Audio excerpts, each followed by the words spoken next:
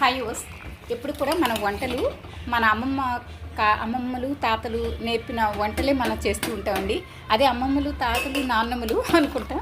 అయితే అలా కాకుండా నేనైతే ఇప్పుడు ఇందులో అన్ని ఇంగ్రీడియంట్స్ కూడా ఒకేసారి అంటే బీరకాయ ముక్కలు వేసినాక కాస్త ఆయిల్ యాడ్ చేసేసి పెసరపప్పు ఇంకా ఇందులో వేసిన ఇంగ్రీడియంట్స్ అన్నీ కూడా వేసేసానండి.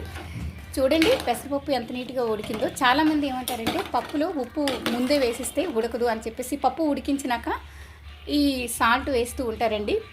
నెవరండి, అన్నీ మనం కలిపి వేసేసవచ్చు, చక్కగా ఉడుకుద్ది. చూసారు కదండి ఇప్పుడు ఎంత బాగుందండి బీరకాయ పెసరపప్పు. పైగా టేస్ట్గా ఉంటుంది, ఇందులో ఉన్న పోషకాలు ఏవి కూడా బయటికి పోవు. అండ్ మనం బీరకాయ కర్రీ చేసేటప్పుడు వాటర్ యాడ్ చేయం కదండి, ఒట్టి బీరకాయలు అందులోనే చాలా వాటర్ ఉంటుంది, అది ఇంకించలేక మనం ఇదైపోతాం.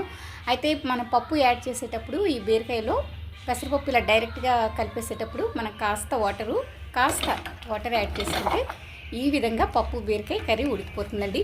మనకి అంటే పాత పద్ధతుల్ని మనం ఎప్పుడు వంట విషయంలో విడిచిపెట్టట్లేదు. అలానే ఇంకా కొన్ని విషయాలండి, ఆ రిలేషన్షిప్స్ కూడా. మనం ముందు మార్కెట్లో ఒక వస్తువు తెస్తాం, తర్వాత మరో వస్తువుని చూసి అది ఊరిస్తూ ఉంటుందండి మనకి. చూసారు కదా, అంతేనండి. Thanks for watching.